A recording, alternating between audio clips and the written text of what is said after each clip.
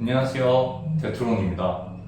오늘은 등기부등본을 볼 때 근저당권이라는 단어가 나오고 또 대출 서류나 심사를 볼 때 질권이라는 단어가 나오곤 합니다.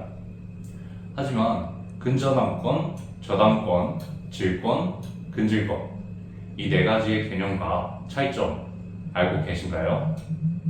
오늘 이 영상 하나로 네 가지의 권리가 왜 필요한지 그 차이점이 뭔지 쉽고 빠르게 설명해 드리도록 하겠습니다.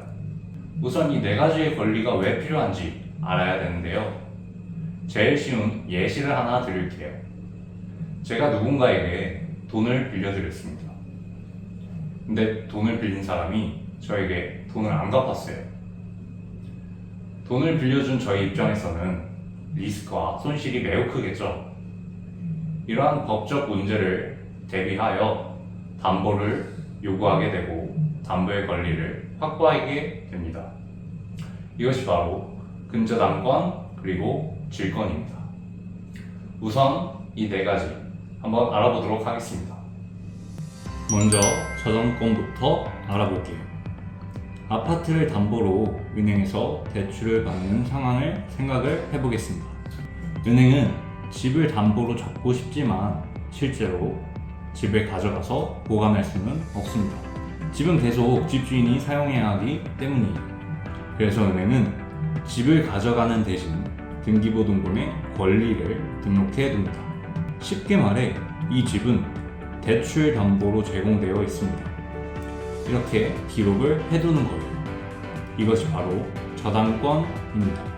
즉, 담보물을 채무자가 계속 사용하고 채권자가 법적인 권리만 확보하는 방식이라고 이해하시면 됩니다.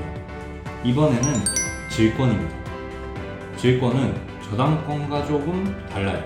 질권은 담보물을 실제로 채권자가 점유하거나 통제하는 방식입니다. 예를 들어 정기예금이나 적금을 담보로 대출을 받는 경우가 있어요. 이 경우 은행은 해당 예금을 마음대로 해지하거나 인출하지 못하도록 제한합니다.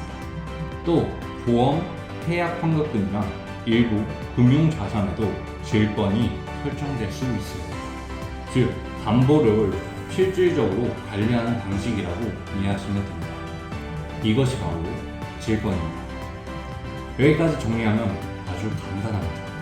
담보를 그대로 사용하면서 권리만 설정하면 저당권, 담보를 실제로 통제하면 질권, 이렇게 기억하시면 됩니다. 그런데 실제 은행 대출에서는 저당권보다 근저당권이라는 말을 훨씬 많이 듣게 됩니다. 그럼 근저당권은 무엇일까요? 쉽게 말하면 미래에 발생할 수 있는 채무까지 고려해서 설정하는 저당권입니다. 대출금을 제때 갚지 못하면 이자와 연체이자가 발생할 수 있습니다. 은행 입장에서는 원금뿐만 아니라 이런 비용까지 보장받고 싶겠죠. 그래서 실제 대출 금액보다 조금 더 큰 금액으로 담보를 설정을 해둡니다. 예를 들어 실제 대출 금액이 1억 원인데 채권 최고액은 1억 2천만 원으로 설정하는 경우가 많습니다. 이처럼 현재 채무뿐만 아니라 앞으로 발생할 수 있는 채무까지 포함해 담보 범위를 정해두는 권리가 바로 근저당권입니다. 마지막으로 근질권입니다. 근질권은 원리는 근저당권과 같습니다. 다만 적용되는 담보의 종류가 달라요.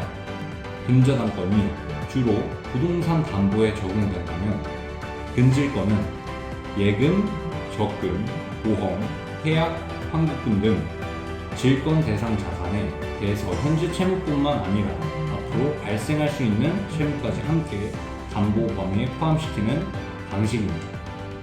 이제 마지막으로 한 번에 정리를 해볼게요. 저당권은 담보물을 계속 사용하면서 권리만 설정하는 것. 질권은 담보물을 실제로 채권자가 점유하거나 통제하는 것. 근저당권은 미래에 발생할 수 있는 채무까지 포함한 저당권. 근질권은 미래에 발생할 수 있는 채무까지 포함한 질권. 이 네 가지만 기억하시면 등기부등본이나 대출 서류를 볼 때 훨씬 수월하시고 이해가 빠르실 겁니다. 오늘 이 영상이 좋으셨다면 좋아요와 구독 꼭 부탁드립니다. 지금까지 대투론이었습니다. 감사합니다.